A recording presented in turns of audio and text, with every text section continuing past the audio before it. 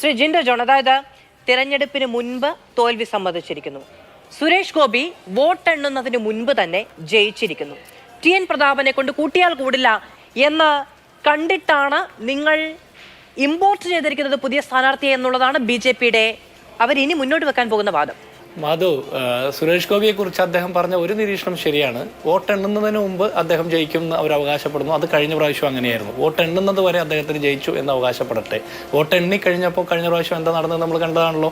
ഇപ്പോൾ ടി.എം. പ്രതാപന് സുരേഷ് ഗോപിയെ തടഞ്ഞു നിർത്താൻ പറ്റില്ല എന്നാണ് ബി.ജെ.പിയുടെ പ്രതിനിധി പറയുന്നത്. കഴിഞ്ഞ പ്രാവശ്യം സുരേഷ് ഗോപിയെ വീട്ടിലിരുത്തിയ ആളുടെ പേര് ടി.എം. പ്രതാപൻ എന്നാണ്. അപ്പോൾ ടി.എം. പ്രതാപൻ 6 മാസങ്ങൾക്ക് മുമ്പ് AICC കത്ത് കൊടുത്തിട്ടുണ്ട്, എനിക്ക് മത്സരിക്കാൻ താല്പര്യക്കുറവുണ്ട്, ഞാൻ പാർലമെന്റ് ഇലക്ഷൻ മത്സരിക്കുന്നില്ല എന്ന് കത്ത് കൊടുത്തിട്ടുള്ള ആളാണ്. അപ്പോൾ ടി.എം. പ്രതാപന്റെ കഴിവിനെ കുറിച്ചൊക്കെ നമുക്ക് പിന്നെ ഡിബേറ്റ് ചെയ്യാം. ഇനി ഈ നരേന്ദ്രമോദി ഗുജറാത്തുകാരനായിട്ടുള്ള നരേന്ദ്രമോദി എന്തിനാ വാരാണസി പോയി മത്സരിക്കുന്നത്?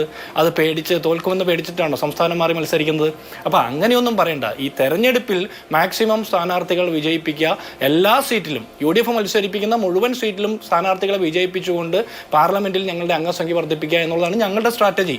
നിങ്ങളുടെ സ്ട്രാറ്റജി നിങ്ങൾ നടപ്പാക്കിയോ? ഇപ്പൊ നിങ്ങൾ പത്മജയെ കൊണ്ടുപോയി, BDJS അതിനെതിരെ അഭിപ്രായം പറഞ്ഞിട്ടുണ്ട്. BJPക്ക് അകത്ത് തന്നെ പൊട്ടിത്തെറി വന്നിട്ടുണ്ട്. സുരേഷ് ഗോപിക്കും അനിൽ ആന്റണിക്കും അല്ലെങ്കിൽ PC ജോർജിന് അല്ലെങ്കിൽ പത്മജയ്ക്കൊക്കെ അമിത പ്രാധാന്യം കൊടുക്കുന്നു എന്നുള്ള ആക്ഷേപം BJPക്ക് അകത്താണ്. BJPയുടെ ഒരു മോർച്ചയുടെ ജില്ലാ പ്രസിഡന്റ് പത്തനംതിട്ട രാജിവെച്ചില്ലേ, അയാളെ പുറത്താക്കിയില്ലേ? അപ്പോൾ BJPക്ക് അകത്താണ് നിങ്ങളുടെ സ്ട്രാറ്റജി പൊട്ടിയതിന്റെ തെളിവുകൾ മുഴുവൻ വരുന്നത്.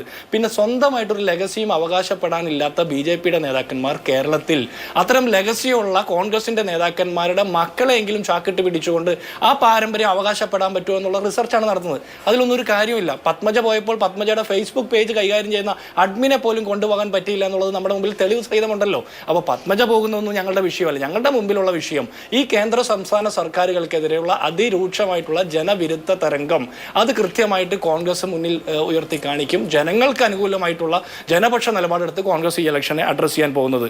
പിന്നെ കോൺഗ്രസിന് തോക്കുന്നതിനെ കുറിച്ച് നിങ്ങൾ എന്തിനാ ആശങ്കപ്പെടുന്നത്? ഞങ്ങൾ കോൺഗ്രസ്സുകാർ മത്സരിക്കുന്നു, ഞങ്ങളുടെ സ്ട്രാറ്റജി ഞങ്ങൾ പറയുന്നു. നിങ്ങൾ ഞങ്ങൾക്ക് നന്മ തരാൻ വേണ്ടിയിട്ടല്ലല്ലോ മത്സരിക്കുന്നത്.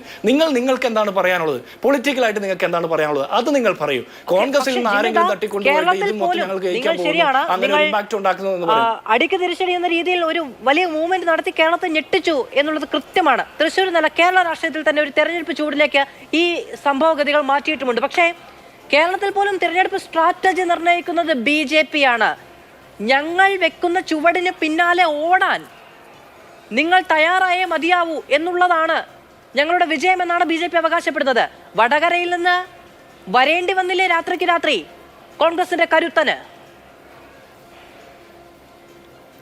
അല്ലല്ല, അവർക്ക് അങ്ങനെ പല തെറ്റിദ്ധാരണയും ഉണ്ടാവും. ഇപ്പൊ നേമത്ത് അങ്ങനെ അവർ തെറ്റിദ്ധാരണ ഉണ്ടായിരുന്നല്ലോ. നേമത്ത് എന്താ സംഭവിച്ചത്? BJPയുടെ താമരയുടെ തണ്ടൊടിച്ച് കളഞ്ഞത് K. മുരളീധരനാണ്. അപ്പൊ നിങ്ങൾക്ക് പല തെറ്റിദ്ധാരണയും BJPക്കാർക്ക് കേരളത്തിലുണ്ടാവും. ആ BJPയുടെ അക്കൗണ്ട് തുറക്കാതിരിക്കുക എന്നുള്ളത് കോൺഗ്രസിന്റെ പ്രഥമമായിട്ടുള്ള ഉത്തരവാദിത്തമാണ്. കോൺഗ്രസിനാണ് BJP വിരുദ്ധ രാഷ്ട്രീയത്തിന്റെ ചാമ്പ്യനാകാൻ സാധിക്കുകയുള്ളൂ. ഇന്ത്യ എപ്പാടും മുഴുവൻ സ്ഥലങ്ങളിലും BJPക്കെതിരെ നേരിട്ട് എതിർക്കാനുള്ള ആർജവും ശേഷിയുമുള്ളത് കോൺഗ്രസ് പ്രസ്ഥാനത്തിനാണ്. അതുകൊണ്ട് തന്നെ ഞങ്ങൾ തീരുമാനിക്കുന്ന സ്ട്രാറ്റജിക്ക് അനുസരിച്ചാണ് കേരളത്തിലെ തെരഞ്ഞെടുപ്പ് പോകുന്നത്. എത്രയോ ദിവസം മുമ്പാണ് CPMന്റെ LDFന്റെ സ്ഥാനാർത്ഥികളെ പ്രഖ്യാപിച്ചത്. അവർ സ്ഥാനാർത്ഥികളെ പ്രഖ്യാപിച്ചു, തെരഞ്ഞെടുപ്പ് മുഴുവൻ അവരുടെ കയ്യിലാണെന്നല്ലേ അവർ പറഞ്ഞുകൊണ്ടിരുന്നത്. ഇപ്പൊ ചിത്രം മുഴുവൻ മാറിയില്ലേ? കോൺഗ്രസ് ആണ് കേരളത്തിലെ, UDF ആണ് കേരളത്തിലെ ഇലക്ഷന്റെ സ്ട്രാറ്റജി തീരുമാനിക്കുന്നത്. ഞങ്ങൾ തീരുമാനിക്കുന്ന ഇലക്ഷൻ സ്ട്രാറ്റജിയുടെ പുറകെയാണ് LDFും BJPയും പുറകെ വരാൻ പോകുന്നത്. നിങ്ങൾ കണ്ടിരുന്നോ മാധവ്? നിങ്ങൾ മാധ്യമ പ്രവർത്തകയല്ലേ? നിങ്ങൾ കാണൂ, വരുന്ന ദിവസങ്ങൾ കേരളത്തിൽ നടക്കാൻ പോകുന്ന രാഷ്ട്രീയ അലയൊലികൾ നിങ്ങൾ കണ്ട് തീരുമാനിക്കൂ.